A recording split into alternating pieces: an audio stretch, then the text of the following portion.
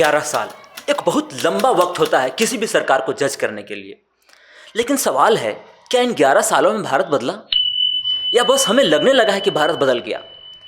क्या हम वाकई $5 ट्रिलियन की इकोनॉमी बनने की राह पर हैं, या बस व्हाट्सएप यूनिवर्सिटी से पास हो चुके हैं? नमस्कार दोस्तों, आज हम बात करेंगे नरेंद्र मोदी सरकार के 11 साल के सफर की, कुछ आंकड़ों से, कुछ योजनाओं से और कुछ जमीनी सच्चाई से, और जानेंगे कि इसके पक्ष में क्या तर्क हैं और विपक्ष में क्या।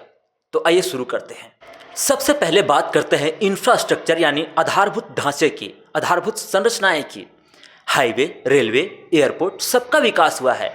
2014 में देश में हर दिन 12 किलोमीटर औसतन हाईवे बनते थे, जो 2023 में बढ़कर लगभग 30 किलोमीटर प्रतिदिन हो गया। स्वच्छ भारत अभियान के तहत 12 करोड़ से अधिक शौचालय बनाए गए। यह एक बड़ा बदलाव खास करके ग्रामीण भारत में देखा गया है। डिजिटल इंडिया ने देश को नगदी से यूपीआई तक पहुंचा दिया। अब आप अपने सब्जी वाले को भी क्यूआर कोड से पेमेंट कर सकते हैं। यूपीआई ट्रांजैक्शन हर महीने 100 करोड़ के पार है। भारत आज दुनिया के सबसे तेज डिजिटल पेमेंट सिस्टम बन चुका है। वहीं गरीबों के लिए 80 करोड़ लोगों का मुफ्त राशन दिया जा रहा है प्रधानमंत्री गरीब कल्याण अन्न योजना के तहत। उज्ज्वला योजना से करोड़ों महिलाओं को गैस सिलेंडर मिला है। पीएम आवास योजना से लाखों गरीबों को घर मिला। यानी सरकार ने वाकई जमीन पर काम किया या नहीं, पर कम से कम पेपर पर तो काम किया है।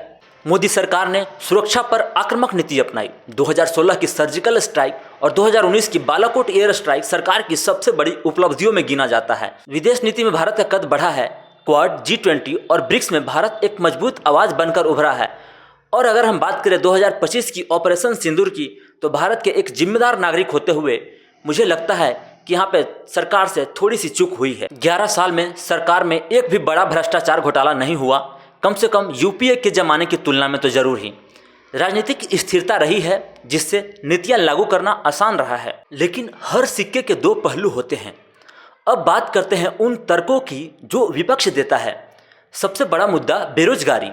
CMI की रिपोर्ट के अनुसार भारत में बेरोजगारी दर 7 से 8% के आसपास बनी रहती है। वहीं यूथ अनएम्प्लॉयमेंट 20% से भी ऊपर पहुंच चुका है। साथ ही महंगाई, खाने पीने की चीजें, गैस सिलेंडर, सबकी कीमतें आसमान छू रही है। विपक्ष का आरोप है कि सरकार हर संस्थाओं को धीरे धीरे अपने कंट्रोल में ले रही है। चुनाव आयोग, CBI, ED सभी पर पक्षपात के आरोप लगते हैं। सुप्रीम कोर्ट के जज तक कह चुके हैं कि लोकतंत्र खतरे में है।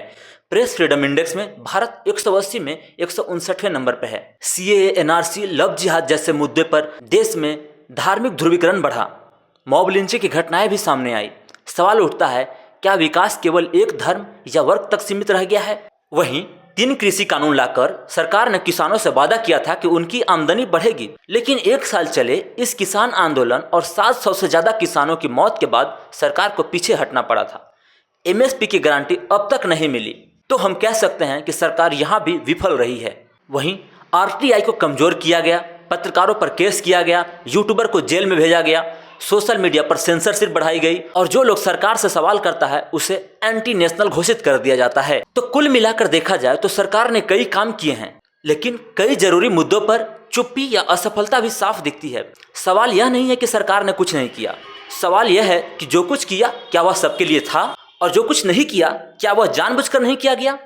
11 साल बाद भी अगर हम बेरोजगारी, शिक्षा, स्वास्थ्य और समानता जैसे मुद्दे पर पीछे हैं, तो सिर्फ प्रचार से बदलाव नहीं आएगा।